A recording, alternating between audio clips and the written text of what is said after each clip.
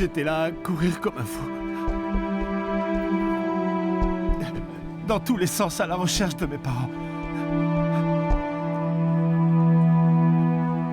Je cours vers eux et... je vois tes parents.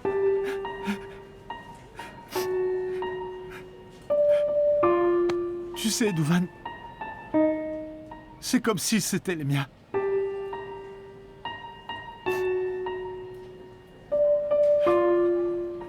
Et tu sais quoi, Douvan? Ce qui compte, c'est que tu sois vivant. Et qu'on va s'en sortir comme toujours. Fort. Et comme les amis qu'on était. Parce que tu m'as moi, d'accord? Tu m'entends? Victor. Viens là, mec, prends-moi dans tes bras.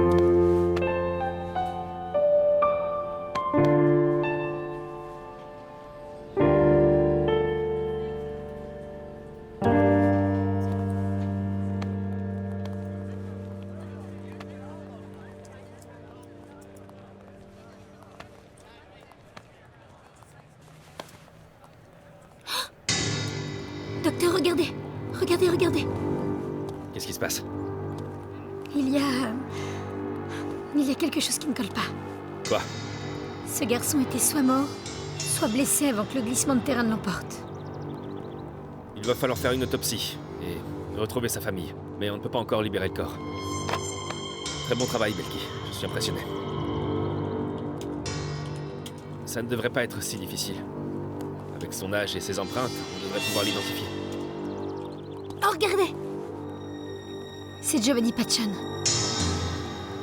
Je pense que sa famille doit être quelque part à le chercher. Viens. Viens avec moi. Belki, demandons s'il y a un membre de la famille de Giovanni Paccione ici, d'accord? Voyons qui réclame le corps et on les interrogera. Ils pourront peut-être nous donner plus d'informations sur ce qui s'est passé ici. Oui, d'accord. Y a-t-il un membre de la famille de Giovanni Paccione? C'est moi. Nous. C'est moi. Soldats, laissez-la Une entrer. seconde. Mais s'ils sont... Ce sont les miliciens dont j'ai parlé. Un seul membre de la famille, s'il vous Je plaît. suis sa mère. Vous êtes sa mère? Oui, je suis sa Entrez, mère. je vous prie. Venez avec moi, s'il vous plaît. Par ici. C'est un membre de notre famille. Je ne peux laisser entrer qu'une seule personne.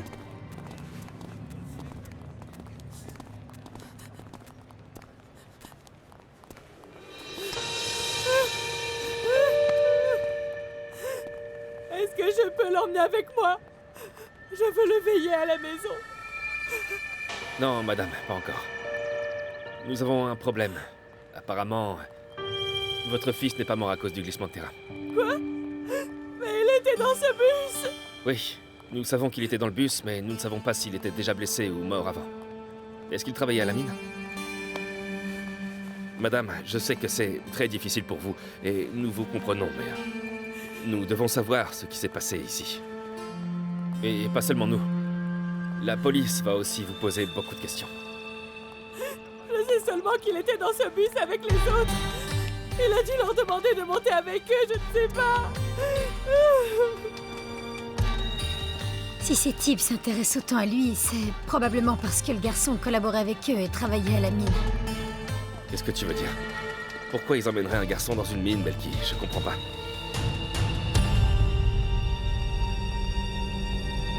Tu vas gagner la confiance des gens. Et une fois que tu l'auras, tranquillement, tu entreras par la fenêtre du bureau du maire. Et ensuite, tu prendras l'ordinateur portable. Non, pas toi, lui. Il est plus mince et il sait grimper. Toi, tu feras en sorte qu'il ne se fasse pas attraper. Et vous me le ramenez avec l'ordinateur et tout. D'accord? Allons-y maintenant.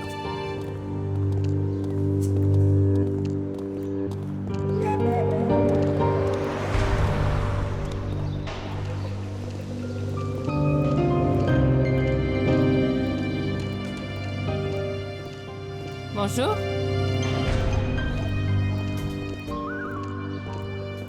Bonjour. Monsieur Daza, Madame Morales. Bonjour. Entrez, soyez le bienvenu.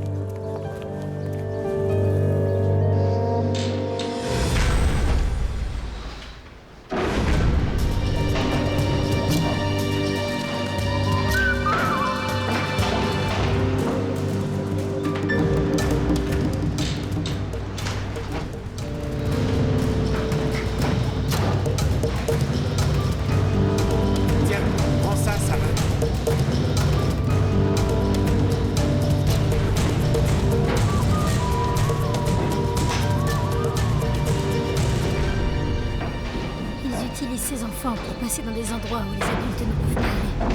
Quoi? Qu'est-ce que tu veux dire? Ils emmènent des enfants dans les mines pour qu'ils s'introduisent dans des trous plus petits et qu'ils récupèrent du charbon? Ah, docteur. Si c'était juste du charbon. C'est pour extraire du coltan, qui sert à fabriquer des explosifs. Pour qu'ils prennent de l'or, des pierres précieuses, toutes sortes de choses qu'on trouve dans les mines. Belki, alors, qui peut l'avoir tué? Moi, je pense que ce garçon essayait de s'enfuir. Et que le commandant en charge de la mission lui a tiré dessus pour l'en empêcher. Non, comme si cette tragédie ne suffisait pas, Belki. Bon, viens. Il faut qu'on dise à la mère qu'elle ne peut pas emmener le corps. Mais non, mais t'y penses pas, voyons, de lui dire devant les autres. Il faut surtout pas faire ça, non. Sinon, il risque de s'en prendre à elle, ou bien de s'en prendre à toi. Ils veulent sûrement éviter que ça se sache, alors je sais pas, dis-leur qu'il manque encore des choses, qu'on doit finir la procédure de l'autopsie, ou je sais pas, en tout cas quelque chose pour les faire patienter.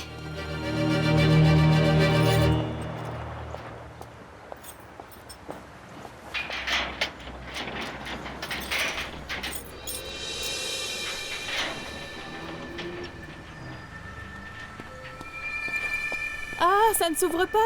Non. Ça doit être parce que votre mari a changé les serrures. Il a changé quoi? Les serrures. Et il a dit qu'il sortait, mais qu'il revenait tout de suite. Qu'il allait chercher des copies. D'accord. Merci. À plus tard, oui. Bon sang. Bon sang.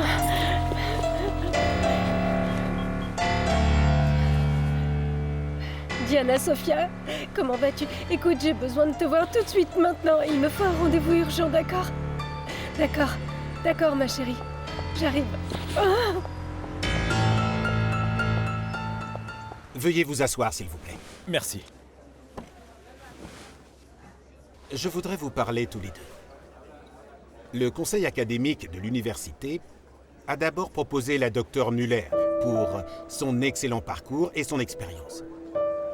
Puis le corps enseignant vous a nommé, docteur Monte-Alegre.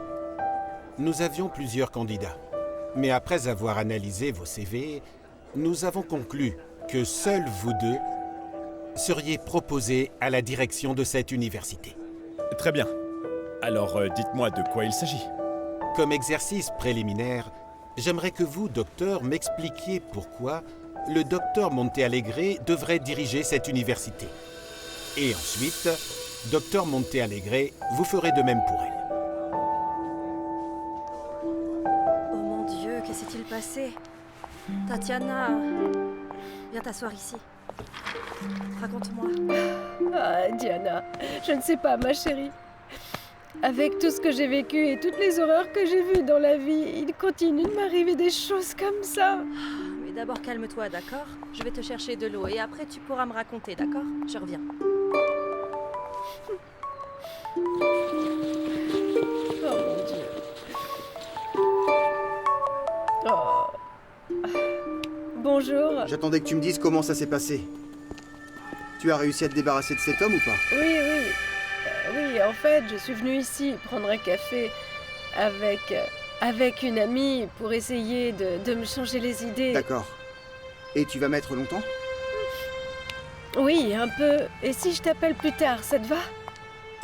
D'accord. Alors je vais attendre ton appel. Ok, à plus. Très bien. Maintenant, raconte-moi. Oh. Bon, les gars, merci beaucoup.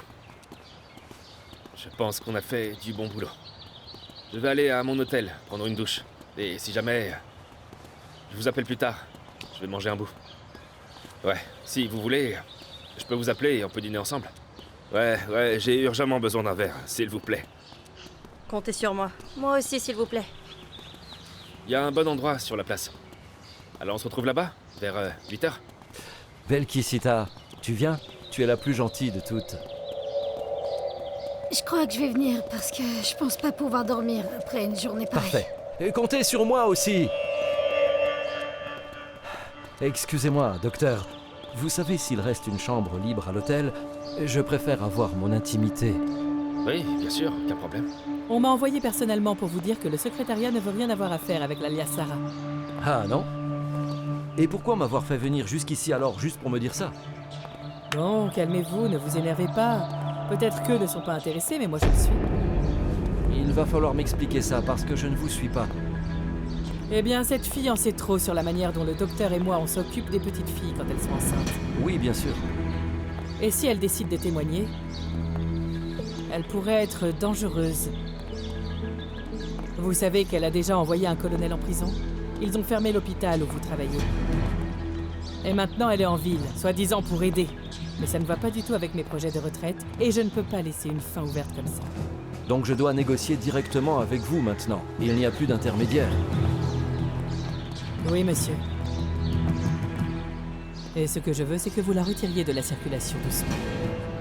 Et comment ça se ferait? Vous n'aviez pas dit que vous étiez docteur? Ou je dois vous expliquer comment naissent les enfants? Ou bien l'argent ne vous intéresse pas? Je vais vous payer, mais l'accord c'est qu'elle doit mourir lentement. Comme si elle était malade, naturellement. Pas avec une balle dans la tête.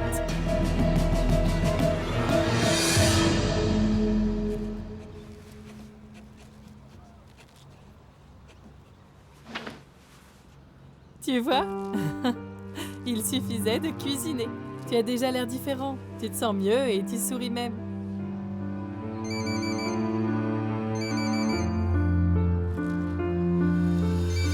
Je te le passe?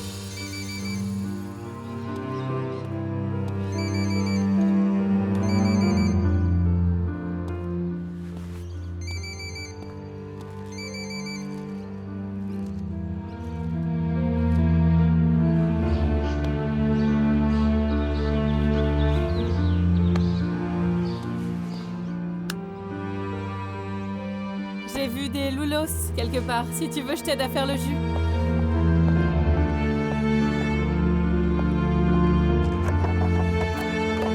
La manière dont il a géré la situation des ex-guerrilleros et des ex-paramilitaires qui travaillent et étudient à cette université est une preuve d'intelligence, de capacité à gérer une crise avec dignité, leadership et surtout avec l'esprit d'inclusion dont cette université a besoin.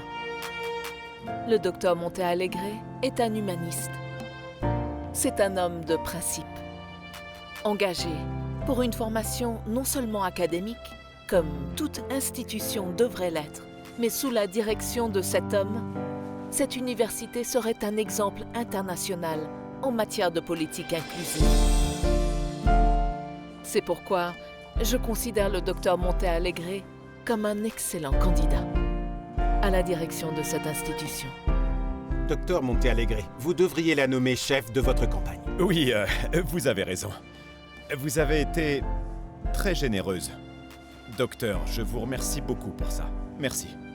Maintenant, docteur Montealegre, écoutons vos raisons pour lesquelles la docteure Muller devrait être la prochaine directrice de cette université. Oui, bien sûr.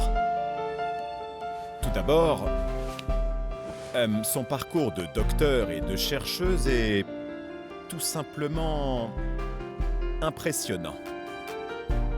Tout simplement impressionnant. Son étude sur la survie et le suivi des patients séropositifs est un véritable exemple d'appropriation, de sérieux, d'engagement et d'avant-garde.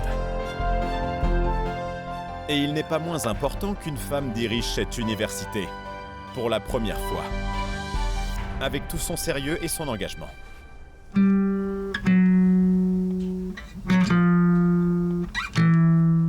Avec sa détermination et avec son leadership, eh bien, elle pourrait apporter à cette université plus d'égalité et de développement scientifique, vous voyez.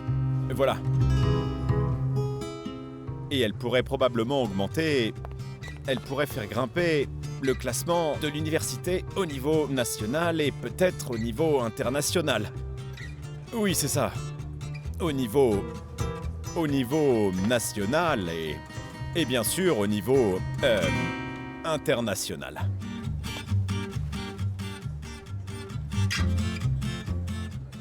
Merci, docteur.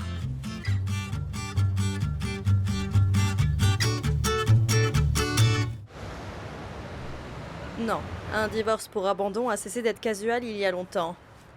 Il peut y avoir une séparation des corps, comme dans ce cas, mais le partenariat conjugal n'est pas dissous jusqu'à ce que le divorce soit signé. Donc il peut être un idiot, ou peu importe comment vous voulez l'appeler, Tatiana, mais ce que l'homme vous dit est vrai. Il a le droit à la moitié de vos biens. Diana Sofia, comment peux-tu me dire ça? Écoute, je l'ai épousé, il est resté 1 semaine à la maison, puis il a disparu pendant 3 ans. Comment il pourrait avoir droit à la moitié de tout ce que j'ai construit? Je sais, et c'est pour ça qu'il faut faire très attention à qui on épouse. Oui, je sais. Je me suis plantée, mais bon, tu sais ce que je vais faire? Je vais aller à la police, je vais leur dire de faire sortir cet homme de chez moi, celui qui a fait changer les serrures et que je ne connais pas. Et tu sais ce qu'il va faire? Il va te déclarer incompétente ou folle. Et s'il a un juge dans sa poche, il va te mettre à la rue. Mais alors, qu'est-ce que je peux faire, moi? Qu'est-ce que je peux faire? Est-ce qu'il a vraiment le droit de prendre la moitié de tout ce que j'ai bâti dans ma vie? C'est possible? C'est pas possible, qu'est-ce que je peux faire? Eh bien, si on va au tribunal, il va falloir se préparer et déposer le dossier au tribunal de la famille. Et ça prend combien de temps? Sans médiation, environ 3 ans. Oh. Si on passe par la médiation, 4 à 5 mois. Et c'est le temps qu'il te faut pour pouvoir te remarier. Mais attends, ce n'est pas que des mauvaises nouvelles, il y a des choses en ta faveur. Ah bon?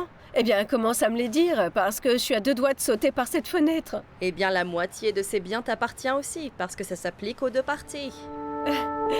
Diana Sofia, tu m'as vraiment fait rire avec ça. On parle de Boris, là.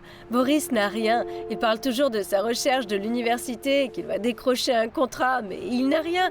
Il n'a rien du tout, tu le sais bien qu'il n'a rien. Ah, il a toujours des faux contrats, là, comme ça.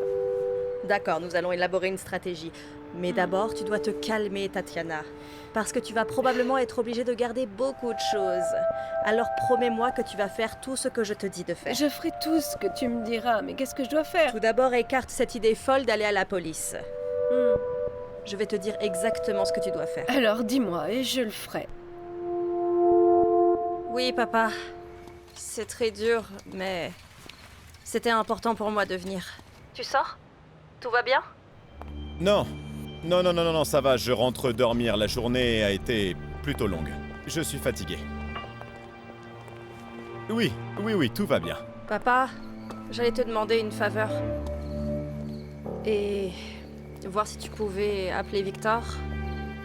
Il ne va pas bien avec cette histoire de son ami.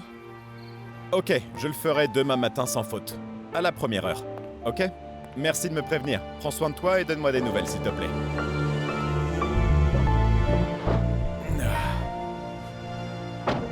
Où est-ce qu'on va? Où tu veux.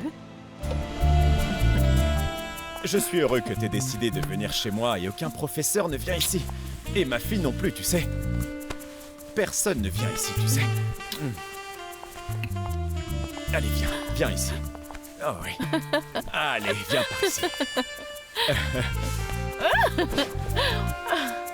Et quand je dis que personne ne va nous déranger ici, c'est que personne ne nous dérangera. Personne ne nous dérangera. Personne ne nous dérangera.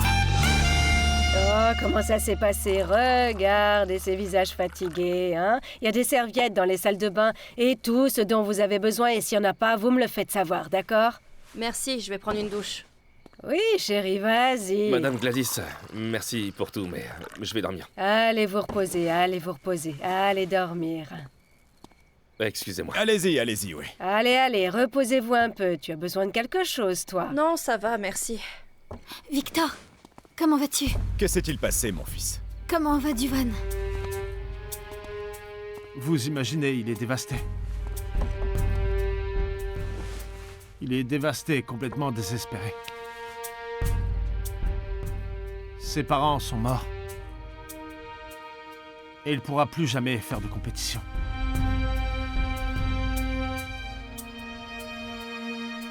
Tu nous as beaucoup manqué. J'étais pas vraiment d'humeur aujourd'hui. Je suis resté un moment avec Duvan à l'hôpital. Et pendant l'opération, vous ne pouvez pas imaginer. Ce garçon était toujours si heureux. Toujours souriant et de bonne humeur. Sa vie a été détruite en 1 seconde. Écoutez, pourquoi ne feriez-vous pas quelque chose? Pourquoi ne pas sortir et vous changer les idées pendant un moment? Oui, oui. C'est pour ça que nous sommes venus. On va se changer et ensuite on ira se promener en ville un petit moment. J'ai vraiment pas envie d'y aller. Je me sens pas bien et j'ai envie de rester ici. Bon allez, t'as pas entendu la blondinette dire que tu lui avais beaucoup manqué aujourd'hui? Et si tu t'inquiètes pour nous, on va aller s'endormir dans 5 minutes, et parce que la journée a été longue, allez. Oui, allons-y. Nous n'allons pas Amusez-vous rester bien. longtemps. Allez, tu sais, écouter de la musique, ça redonne toujours le moral. Allez, viens. Allez, vas-y mon fils, vas-y, Courage. vas-y mon fils.